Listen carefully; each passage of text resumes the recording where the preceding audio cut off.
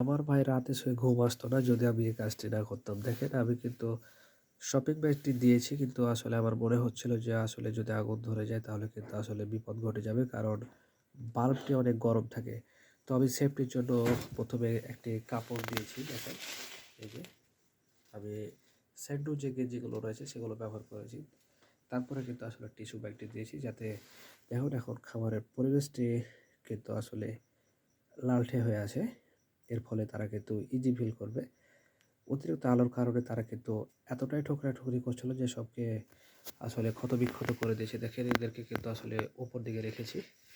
তো আসলে এখন মূল যে কথাটা সেটা হচ্ছে যে এভাবে করে কিন্তু আমি একটি সেন্ডো গেঞ্জি ব্যবহার করেছি। তারপরে কিন্তু শপিং ব্যাগটি দিয়েছি যাতে আলোটা লালঠে ধরনের হয় এবং আলোটা কম হয়। তাপ ঠিকই থাকবে কিন্তু আলোটা কম হবে।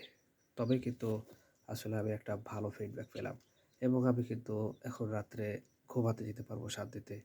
আগুন ধরার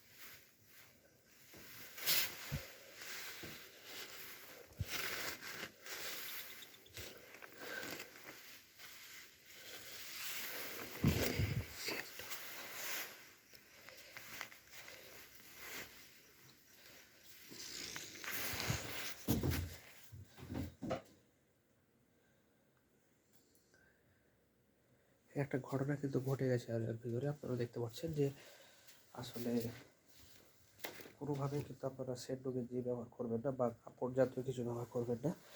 দেখেন সেগুলো কিন্তু হিট হয়ে গেছে। আসলে দেখতে পাচ্ছেন যে এটা কোনোভাবেই ব্যবহার করা যাবে না এভাবে। আমি কিন্তু বাস্তবে এটা বুঝতে পারলাম। এটা হিট হয়ে গেছে অনেক।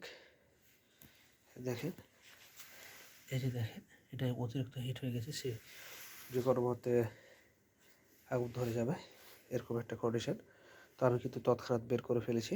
আসলে কি আর করার, পরবর্তী স্টেপ কী করছি সেটা আপনাদেরকে জানাবো।